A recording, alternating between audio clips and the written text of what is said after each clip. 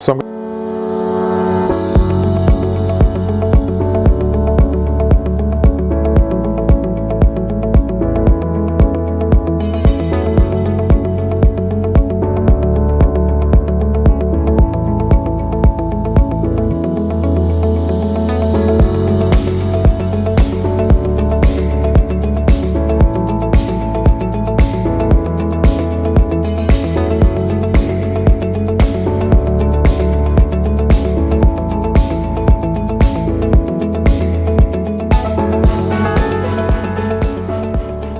going to start with the ply grip. I'm going to start up here with the ply grip, and before I start, I'm going to take the edge of the ply grip and I'm just going to, it's a little tip for all you guys, another good tip is just to trim it off a little bit, because the point sometimes, especially on a thin fabric, is a little too pointy and it might pull through the fabric. So I'm going to start up here. Now, this had a piping on it before, so we didn't have enough fabric for piping, but the fabric is so busy, I don't think it matters at all.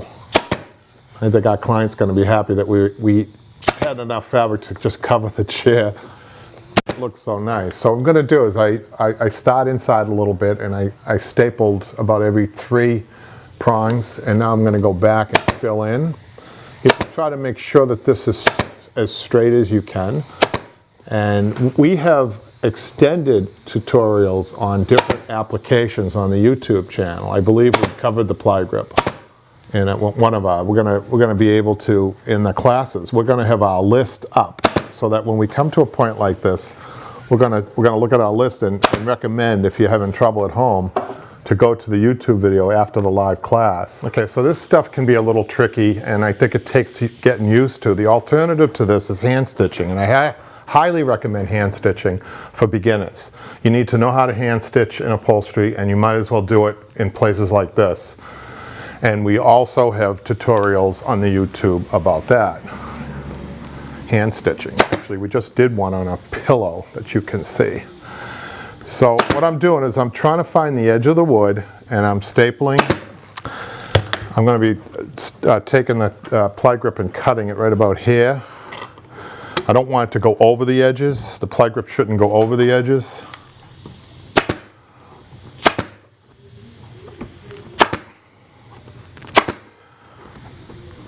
Boy, I'm telling you, this wood, this was an old chair. I don't even know if it was, I think we were dating it at about 1830. It could have even been older than that. At times on this chair, I felt like I was upholstering the Old North Bridge.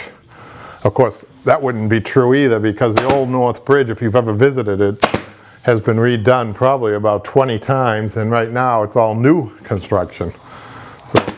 So I was upholstering the old North Bridge. That's what it felt like.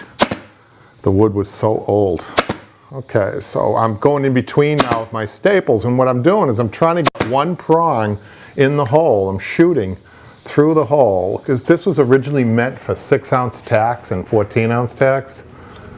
That's why it's only got one hole, and they've never, everybody does the stapling now. I don't know too many people who are still doing the tacks with the ply grip, because it's actually much harder. Because when you put the tack in, it tends to go off, put the ply grip off out of line, and then that's bad when that happens, because it looks terrible. Okay, so now what I'm gonna do is I'm gonna take a little Dacron, layer Dacron, bonded Dacron, and I'm gonna staple that on. That's put on oversize, and sometimes you can trim bonded Dacron if it's the thinner with your hands. And sometimes I like to do that, because what it does is it feathers just like the cotton. Okay, but you really, honestly, it's a little difficult to do that, but if you can do that, that's great. If you can't, just trim it with your scissors. Okay, now I have to line up my wing, and I'm going to line up the wing from the floor. Always go from the floor with your, if you have a stripe, which this is striped, always go from the floor, not the angle of the back. Always remember that. Everything that you do in upholstery, you're doing it in sections, and you're doing it from the floor in a vertical, okay? So I'll show you what I mean. Get out of the way first. And now look what I'm doing. I'm finding my outside arm. I know I have it marked. I don't have any questions, right? There it is. And I'm going to center that, the little motif. And notice the stripes from the floor. I'm not going like this, okay? From the floor, okay? That could be offsetting for some people to do that, because you say, oh, he doesn't have it. Why did he put it like that? Well, if they do use the recliner, it's going to go all the way back anyhow, or if it's going to go up this way. So it's a good rule to follow in upholstery. Okay, we're just going to get a little pin tack down here to hold that at the bottom. Okay, we're going to get a pin staple over here and another one over here.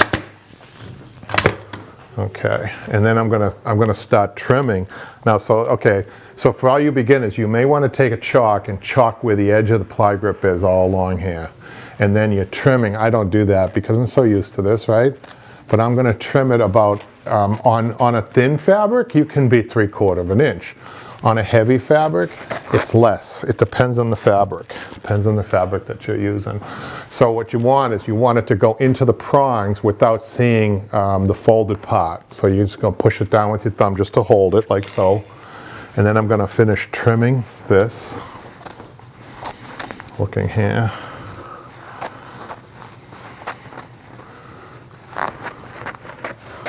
I feel like a real daredevil on this chair because there is like nothing left over. Here's the piece left over, really, literally. And this piece that I can trim off here, that's about it. That's close, as close as you want to be. I enjoyed challenges. So we had a little glitch with the mic, so sorry about that. We might hear your sound might be a little different now, and of course the compressor goes on, but that's a needed part of the equipment, right? So I finished regulating all the way inside here. I stapled back here. I actually hammered it down, one hammering with the mallet, and then another hammer. I have to be really careful when you do this, but I really want to seal the deal now on this. So I want to take my magnetic hammer, the hammer side, not the small side, the magnet side, and just very gently, I want to tap this down, okay, to get the rest of the ply grip to seal, okay? And you'll find that you're going to have to do that most times. Okay, so now what I'm going to do is I'm going to trim this on the bottom, just a little bit. And then I'm going to fold this up and take this staple out that's here, that I pinned down here. I'm going to fold this under because this is not seen. I'm going to staple that up. Be careful when you do this. Anytime you're taking the staple gun and turning it like that, you have to be real careful. It's not really how it was intended to be used. And now I'm going to finish stapling off the bottom. And I got a little bit of a wrinkle here. So what I'm going to do is I'm just going to come forward this way. Remember our little trick with the regulator? Let's put our regulator, let me just turn this. Put our regulator in here and just give it a little bit of a pull. You have to be careful when you do that. And that looks good. Pull it back and take a look. One more time. Just a little bit of a pucker there. Let's just do this. Let's just bring our regulator down here.